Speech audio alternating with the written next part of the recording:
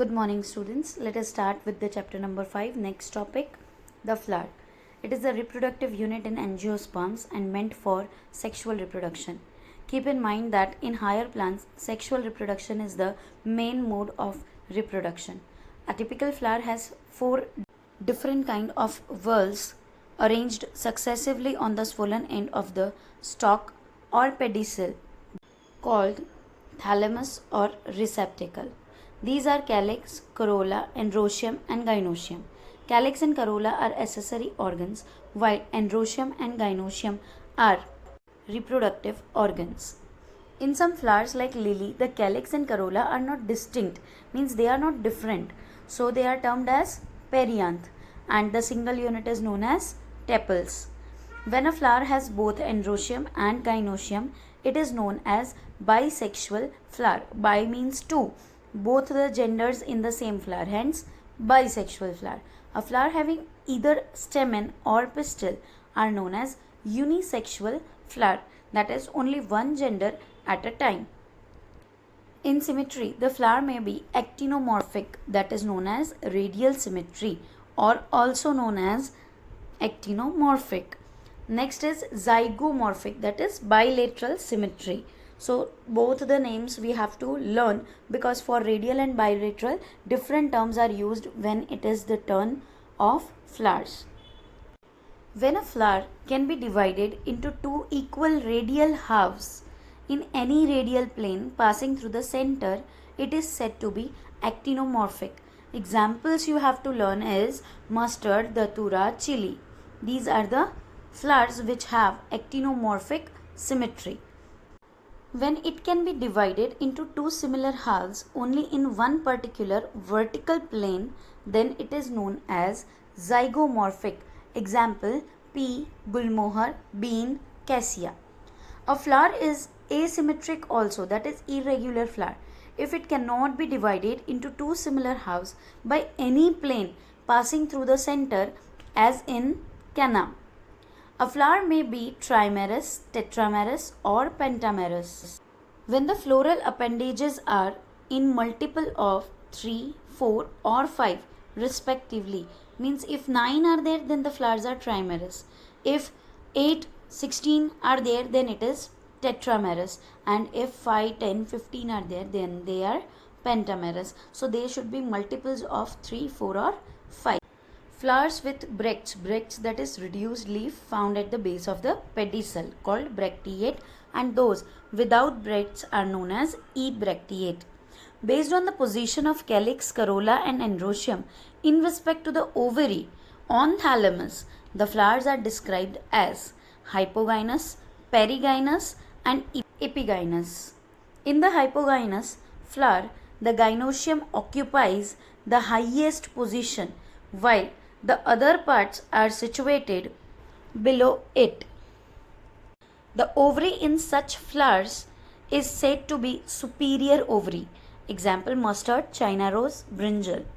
We can see all the parts are from below the ovary, and hence ovary is superior and the flower is hypogynous.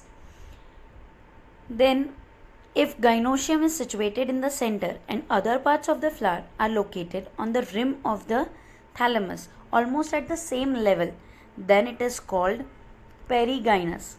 The ovary here is said to be half inferior, that is example plum, rose, peach, etc. We can see here almost all the parts of the flower are at the same level of the ovary and hence are known as perigynous. In epigynous flowers, the margin of the thalamus grows upwards, enclosing the ovary completely and getting fused with it. The other parts of the flower arise above the ovary. Hence, the ovary is said to be inferior, as in flowers of guava and cucumber, and the ray of florets in sunflower. In this figure, see all the parts are above the ovary. Parts of flower. Let us see one by one each and every part of the flower in detail. Each flower normally has 4 whorls: calyx, corolla, androecium, gynoecium. First is calyx. The calyx is the outermost wall of the flower and the members are called sepals. Generally, sepals are green, leaf-like and protect the flower in the bud stage. The calyx may be gamosepalous, that is sepals are united, or polysepalous, that is sepals are free. Here we can see in the diagram the parts of flower: pedicel, the stalk-like structure to which the flower is attached; calyx, that is the green-like structure, leaf-like structure; corolla, the colored structure; androecium and gynoecium. The next is corolla. It is composed of petals. Petals are usually brightly colored to attract the insects for pollination. Like calyx, corolla may also be gamopetalous, that is petals are united, or polypetalous, that is petals are free. The shape and color of corolla vary greatly in plants. Corolla may be tubular, bell-shaped, funnel-shaped, or wheel-shaped. A term related to calyx and corolla is estivation, the mode of arrangement of petals or sepals in floral bud with respect to other members of the same whorl, known as estivation. The main types of estivation are valvate, twisted, imbricate, and vexillary. When sepals or petals in a whorl just touch the end of each other, then this type of estivation without overlapping is known as valvate, as in calotropis. If one margin of the appendage overlaps the other, the next one, as in China rose, ladyfinger, cotton, etc., are known as twisted. If the margins of sepals or petals overlap one another but not in a continuous particular direction, as in cassia and gulmohar, the estivation is called imbricate. In pea and bean flowers, there are 5 petals. The largest is known as a standard, that overlaps the 2 lateral petals known as wings, which in turn overlap the 2 smallest anterior petals called keel. This type of estivation is known as vexillary or papilionaceous. Here are the types of estivation. The very first, in which the ends only touch, do not overlap, is valvate. The next, each end is overlapped by the other next petal, known as twisted. Here overlapping is there but not in a particular direction, is known as imbricate. And here the special kind of estivation in which the topmost is standard, then the 2 are wings, and last is keel. Androecium, the next part of the flower, which is very important because it is the male reproductive part of the flower. It is composed of stamen. Each stamen represents a male reproductive organ, consists a stalk-like structure called filament, and an anther, a bag-like structure in which pollen grains are produced. Each anther is usually bilobed and each lobe has 2 chambers known as pollen sac. The pollen grains are produced in pollen sac. A sterile stamen is called staminode. Sterile stamen means the structure is present but it is not able to produce the male gametes. Means stamen तो है लेकिन pollen grain का production नहीं है, तो ऐसे stamen को staminode कहा जाता है. Mark the point that pollen sac are the place where pollen grains are formed. Stamen of flower may be united with other members such as petals or among themselves. If they are attached to the petal, they are known as epipetalous, as in brinjal. Or if they are attached to the perianth, as in lily, then they are known as epiphyllous. The stamen in a flower may either remain free, that is polyandrous, or may be united in varying degrees. The stamen may be united into one bunch or one bundle known as monodelphous, as in China rose, or 2 bundles diadelphous, as in pea, or into more than 2 bundles polyadelphous, as in citrus. The examples you have to learn. There may be variation in length of filaments within a flower, as in salvia and mustard. Here is the structure of androecium, in which a thin filament-like structure is given and a bag-like structure at the top is given, which is known as anther, in which pollen sac are present, which produce the pollen grain that represents the male reproductive unit, and pollen grains are called male gametes or male gametophytes. The next is gynoecium. Gynoecium is the female reproductive part of the flower and is made up of one or more carpel. Carpel is also known as pistil.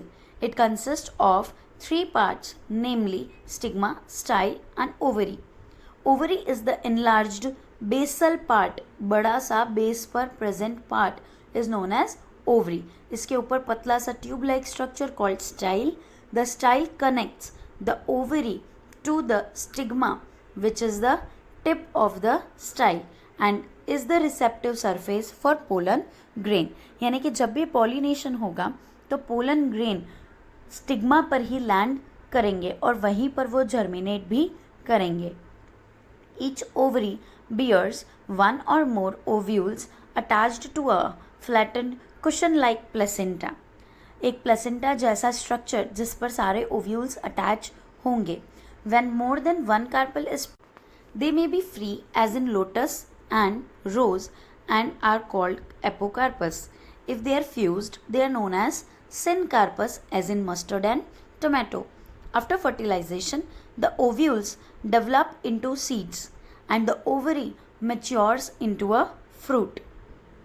Here is the structure of gynoecium, which is the female reproductive organ of a flower, in which the swollen basal part is known as ovary, the long tubular structure is known as style, and the top or tip of the style is known as stigma. The arrangement of ovules on the placenta is known as placentation. So let us understand the placentation of different types. They are marginal, axile, parietal, basal, central and free central. First of all, in marginal placentation, the placenta forms a ridge along the margin of the ovary to which all the ovules are attached, forming row-like structure as in P. When the placenta is axial and the ovules are attached to it in a multilocular ovary, that is compartments are there in the ovary, the placentation is said to be axile as in China rose, tomato and lemon.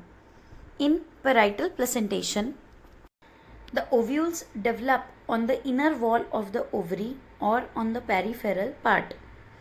Ovary is one-chambered, but it becomes two-chambered due to the formation of false septum, example mustard and argemone.